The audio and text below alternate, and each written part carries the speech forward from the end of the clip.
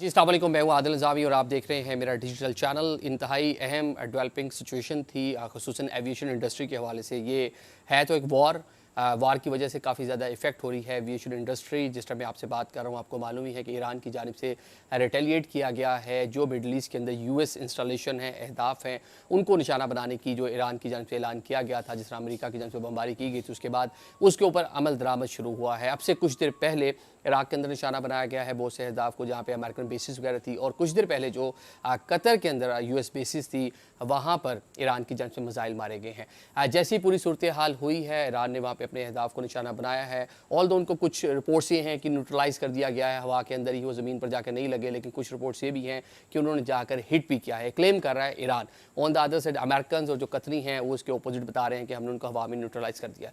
अब aviation industry, जो लोग पैसेंजर हैं, जो लोग आना चाह रहे हैं, जो लोग ट्रैवल करना चाह रहे हैं, उनके लिए इस टाइम काफ़ी सेंसिटिव सिचुएशन है, क्योंकि जैसे ही अटैक होता है, पाकिस्तान ने जितनी भी पाकिस्तान इंटरनेशनल एयरलाइन की फ़्लाइट्स थी, वो बहरीन के लिए थी, वो सऊदी अरेबिया के लिए थी, कतर के लिए थी, यूएई के लिए थी, उनको मनसूख कर दिया है। जो बल्कि फ़्लाइट्स यहाँ से गुजर के आगे तुर्की जानी थी, वो अपने रास्ता चेंज करेंगी, या जिन्होंने आगे यूरोपियन किसी कंट्री के लिए जाना था वो भी रास्ता चेंज करेंगी। जिन फ़्लाइट्स ने कनाडा के लिए जाना था वो भी जाके अपना रास्ता वगैरह चेंज करेंगी। तो ये तो पाकिस्तान इंटरनेशनल एयरलाइन का मामला होगा, लेकिन दीगर जो फ़्लाइट्स थी, आपको मालूम ही है जिन कंट्रीज़ का हम नाम ले रहे हैं, कतर है, यूएई है, सऊदी अरेबिया है, बहरीन है, ये बड़े जो है फ्लीट्स हैं इन कंट्री के पास। ये बड़ी जो एयरलाइंस हैं उनको ओन करते हैं, उनका सारा जो फ़्लाइट ऑपरेशन है वो उनके ममालिक से ही सारा वो चल रहा होता है। उनकी भी जितनी फ़्लाइट्स पाकिस्तान से जानी थी या पाकिस्तान आना थी, वो सारी की सारी इस टाइम जो है उनको कैंसिल कर दिया गया है या रोक दिया गया है।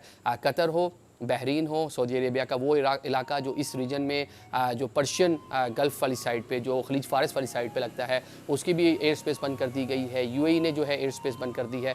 तो ये इस टाइम डेवलपिंग सूरत हाल है, मतलब खासा कह लें कि एक पैनिक की सूरत हाल है इस टाइम इस मिडल ईस्ट की जो फ़ज़ाएँ हैं वहाँ के अंदर। और कुछ रिपोर्ट्स ये भी हैं कि after some time very soon Americans हैं, यूके, फ्रेंच, ये अटैक कर सकते हैं दोबारा से तेहरान के ऊपर।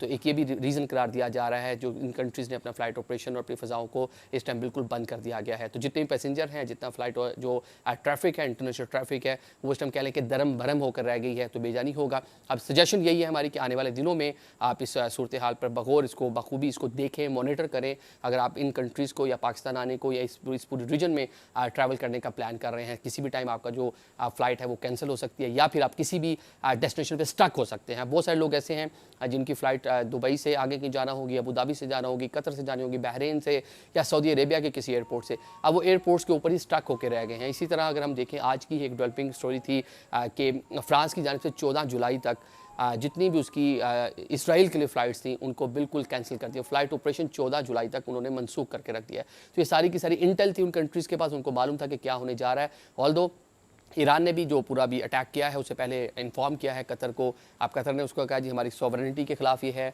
ऑल्दो आपने इंस्टॉलेशन जो है वो अमेरिकन्स को निशाना बनाया है, लेकिन वो जो जगह थी, जो ज़मीन थी, उसको ओन तो कतर करता है, तो कतर की सॉवरेनिटी है उसको निशाना बनाया गया। इराक़ वाली साइड से भी कुछ इस तरह की बातें आ रही हैं। तो कहने का मतलब ये है कि इस टाइम रीजन खासी टेंस है। तो जो लोग ट्रैवल करना चाह रहे हैं उनके लिए यही है। ऑल्दो काफ़ी कंट्रीज़ ने ट्रैवल एडवाइजरी जारी की है, लेकिन अपना ट्रैवल करते हुए अपना जो प्लान आप बना रहे हैं थोड़ा मुहतात रहें। Thank you so much.